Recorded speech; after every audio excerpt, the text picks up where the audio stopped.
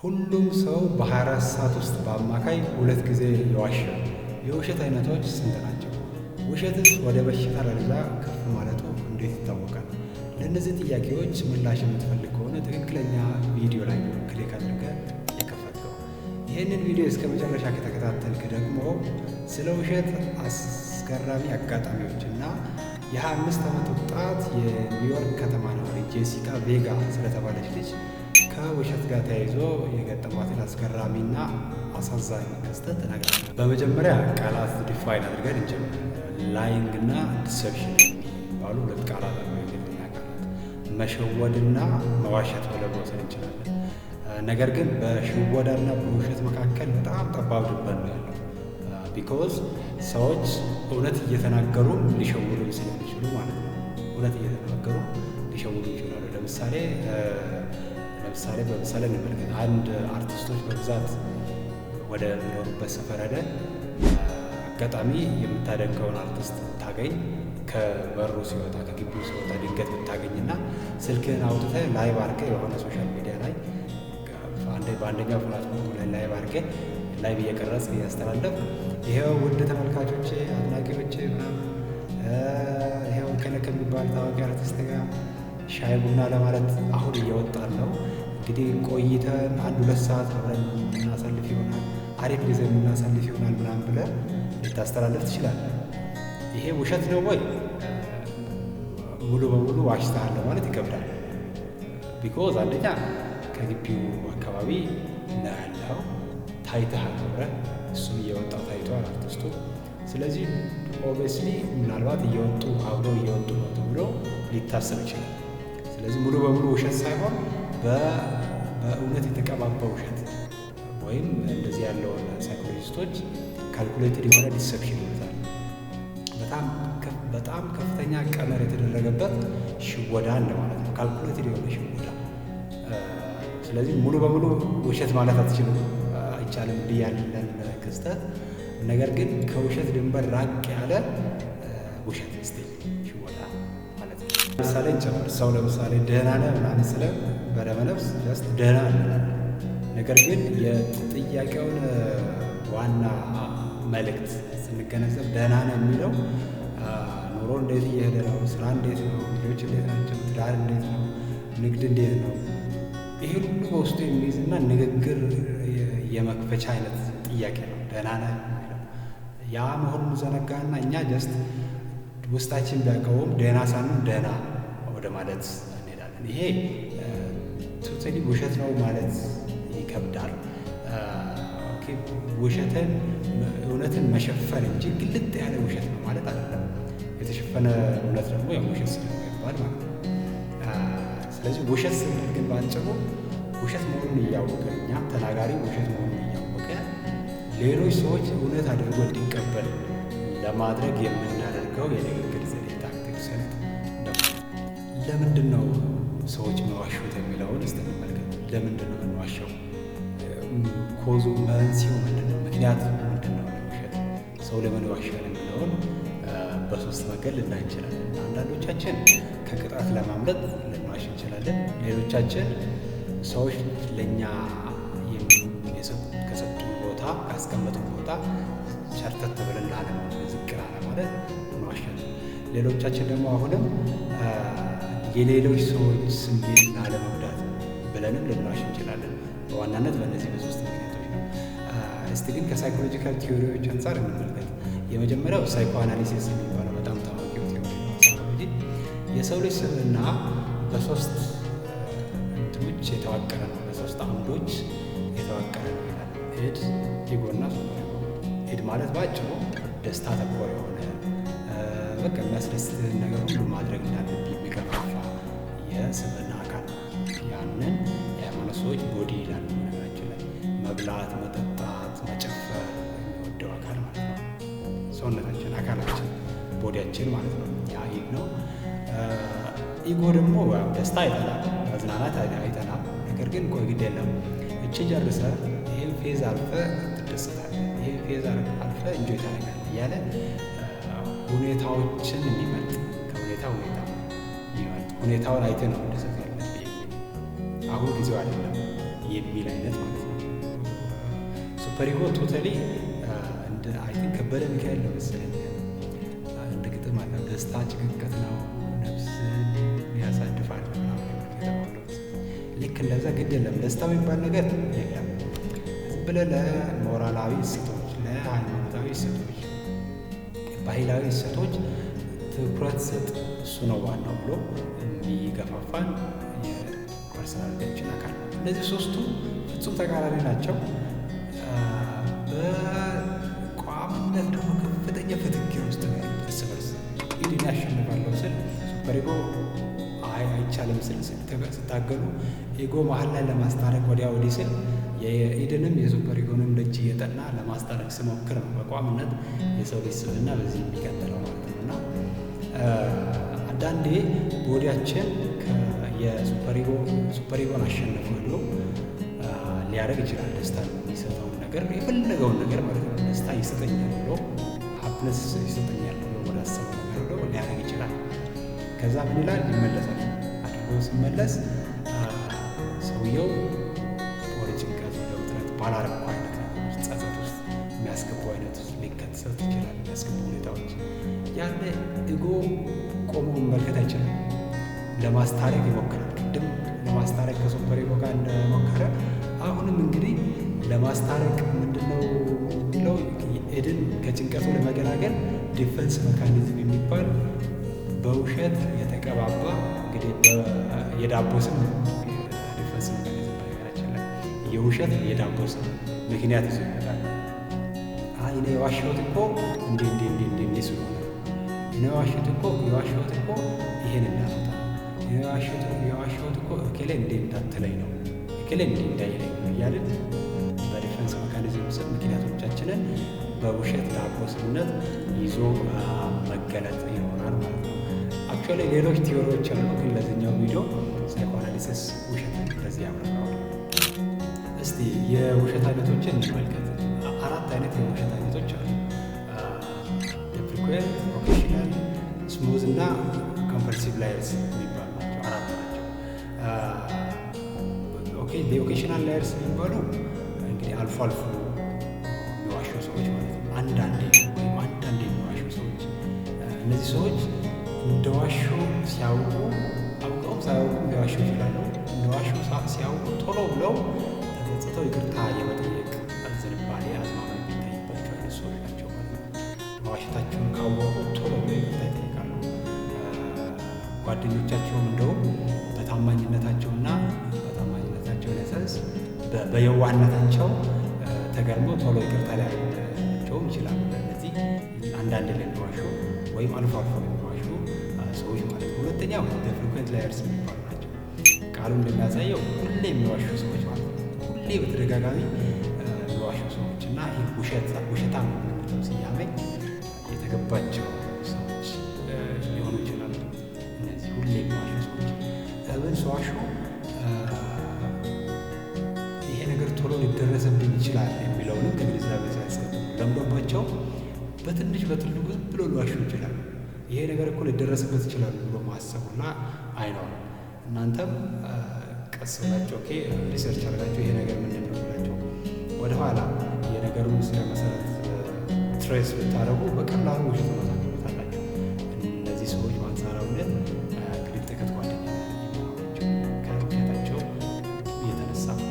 ሶስተኛው የውሸት አይነት በስሙዝ ላየርስ የምንለው እነዚህ ሰዎች እውነትን ውሸትን እውነት አድርገው ቀባብተው በደንብ ማሳመን የሚችሉ በውሸት የተካሉ ሰዎች በምንም አጠረጥሩ ማለት ውሸት ነው የሚለው ልታቆም ላታቆም ትችላላችሁ። ማለት ግን እውነት እንዲመስላችሁ እንዲሰማችሁ ድረስ ያሰማችሁ ከቃላት አጠቃቀም፣ ከቃላት አጣጣላቸው፣ ከምናገሩበት ድምፀት አንጻር፣ ከሰውነት እንቅስቃሴያቸው ሆናል ፈጽመው ውሸት ነው ብላቸው ማጠረጥሩባቸው አይነት ሰዎች ማለት ነው። ይሄ እንግዲህ በጣም ትልቅ ስኪል ይጠይቃል። እውነቱን ውሸት፣ ድንጋዩን ዳቦ ብሎ ማሳመን ይችላሉ። ነጩን ጥቁር ነው ብለው ሊያሳምኗችሁ ይችላሉ። በደንብ ራሽናላይዝ ሪዝን እየደረደሩባቸው ምናምን ማለት ነው። ሰው ማሳመን ቀላል ነገር አይደለም። ስለዚህ በተቻለ መጠን እንደዚህ ያሉ በእንደዚህ ባለ መልኩ ከሚዋሹ ሰዎች መራቁ ላይጠቅም ይችላል። ቢኮዝ የማሳመን ክህሎትም ሊጋባብን ስለሚችል ማለት ነው። ለማሳመን ሲሉ የሚለፉበት መንገድ ይኖራል አይደል? ቃላት አጠቃቀማቸው፣ የሰውነት እንቅስቃሴያቸው፣ ነገሩን አርጉመንቱን የሚወስዱበት መስመር ምናምን ያ ኮፒ ለራስ ለማድረግ ሊጠቅመን ይችላል። ብዙ ፖለቲከኞች በዚህ ጉዳይ ውስጥ እነዚህ ማልጠራው አብዛኛው ፖለቲከኛ በዚህ ውስጥ እውነት አድርጎ ማሳመን ይችላል። ከቃላት አጠቃቀማቸውና ወደሚፈልጉት ኮንክሉዥን ወደሚፈልጉት ድምዳሜ እንዲሄድላቸው ጠምዝዘው ምናምን የሚወስዱ ሰዎች ማለት ነው። በነገራችን ላይ ሰው ማሳመን ቀላል ትልቅ ስኪል ነው። ትልቅ ስኪል ነው። ያንን ስኪል እዚህ ውሸቱ ላይ ሳይሆን ሌላ በህይወት ሌላው የህይወት ክፍላቸው ላይ ያንን ስኪል አውለውት ሊሆን ብዬ ሁሌ እጠይቃለሁ። በጣም ስኬታማ ነበር። ቢኮዝ ሰው ማሳመን ከባድ ስለሆነ ማለት ነው። በነገራችን ላይ ፐርሱዌዥን ኢንጂነር የሚባል ቆንጆ መጽሐፍ አለ። ሰዎችን ተናግሮ ስለማሳመን ነው። በዚሁ አጋጣሚ እንድታነቡት ጋብዛለሁ። እነዚህ ደስሞዝ ነገርስ ብዙ ጊዜ ተጫዋች፣ ቀልደኛ፣ ጨዋታ አዋቂ እንዲሆኑ ነው የሚታወቁ። የውሸት አይነት ኮምፐልሲቭ ላየርስ ቅድም ያለው ወይም ፓቶሎጂካል ላየርስ ይባላል። እነዚህ ሰዎች መዋሸት በሌለባቸው ነገር ሁሉ መዋሸት የሚፈልጉ እና የሚወዱ በቃ ውሸት ሙሉ በሙሉ ሱስ የሆነባቸው ሰዎች ማለት ነው። አንደኛ እነዚህ ሰዎች ውሸት በመፈብረክ ይታወቃሉ፣ ይፈጥራሉ። ሁለተኛ ከዚህ በፊት የሰሩትን ውሸት ከዚህ በፊት የተናገሩትን ውሸት ለመደበቅ ሌላ ውሸት ደግሞ ይፈጥራሉ። እንዲህ ያሉ በማይወጡት የውሸት አዙሪት ውስጥ እንግዲህ ማለት መንገባለል ይኖራሉ ወይም ይታይባቸዋል በብዛት ማለት ነው። እና ይሄ ካየናቸው ከአራቱ የውሸት አይነቶች በጣም ከባዱ እና ሕክምና የስነ ልቦና ሕክምና የሚያስፈልገው እንደሆነ ነው ያነበብኳቸው ጽሑፎች የሚያሳይ። ቴራፒ ያስፈልገዋል፣ ጥያቄ የለውም። በጣም ከባድ ስለሆነ ማለት ነው። ብዙ ነገርም ስለሚያመሰቃቅል ማለት ነው። ላይ የተመለከትናቸው አራቱ የውሸት አይነቶች ውሸቱን ከምናገረው ግለሰብ አንጻር ነው ለአራት ይከፈላል። ውሸት ከራሱ ከምናገረው ውሸት አንጻር ደግሞ ነጭ ውሸት፣ ግራጫ ውሸት፣ ሪል ውሸት እየተባለ ለሶስት ይከፈላል። እነሱን እናንታባቸው። እስቲ ስለ ውሸት አንዳንድ እውነታዎችን ደግሞ አንዳንድ ቁጥሮችን እንጥቀስ። በመደበኛ የዕለት ተዕለት እንቅስቃሴ ውስጥ ከሰዎች ጋር በምናደርገው ሶሻል ኢንተራክሽን ውስጥ 25% ያህሉ በውሸት የተቀባባ ከመቶ ማለት ነው። በጣም ብዙ 25% ያህሉ የውሸት ቅብ ያለበት ነውና በጣም ብዙ ነው ለማለት ነው። ሁሉም ሰው በአማካይ በ24 ሰዓት ውስጥ 2 ጊዜ ይዋሻል። 24 ሰዓት 2 ውሸት እንዋሻለን ነው እንግዲህ ጥሩ የሚለው ስታት የሚያሳየው ማለት ነው። በዩኒቨርሲቲ ተማሪዎች መካከል በሚደረግ የጦፈ ክርክር ውስጥ 38% የሚሆነው ውሸት ነው። የሚያደርጉት ንግግር ውስጥ 38% ከሚያወሩት ኮንተንት 38% ከመቶ ውሸት ነው። በባለ ትዳሮች መካከልም በሚደረግ ንግግር ውስጥ 10% ያህሉ ውሸት እንደሆኑ ያነበቧቸው ጥናቶች አሳይተዋል።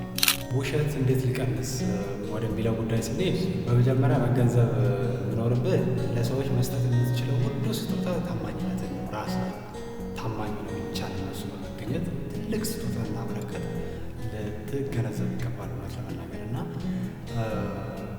ታማኝነት ቀለል ያለ የህይወት መሪ መከተልን፣ እውነትን ይዞ መታገልን ያካትታል ማለት ነው። ማለት የሌለኝን ነገር አለኝ፣ የሌለህን ገንዘብ፣ የሌለህን ዝና፣ የሌለህን ማመን አለኝ ብሎ ቀባብቶ ከማስረዳት ከማሳየት ባሻገር በቃ ሪል አንተ ነው አንተነት የለ ሰዎች ትልቅ ስጦታ እንደሰጣቸው ነው የሚገነዘቡ ሰዎች እና በተቻለ መጠን ያንን ማድረግ መለማመድ ያስፈልጋል። ያው ታማኝነት ቀላል ነው እያልኩ አይደለም፣ ግን ያንን ፕሮሰሱን መጀመር አትሊስት ወደሚፈልገው የላይፍ ስታይል ቾይስ ሊያመራ ስለሚችል ማለት ነው። እውነት የሚናገሩ ሰዎች ማህበራዊ ህይወታቸው ሲቃወስ አንዳንድ ልትመለከት ይችላል። ከስራ ሲባሉ ልትመለከት ይችላል። ግላዊ ህይወታቸው፣ ቤተሰባዊ ህይወታቸው ሊበጠበጥ ምናምን ሊታይ ትችላል እና ለዚህም ነው ብዙ ሰው ከአብዛኛው ጎራ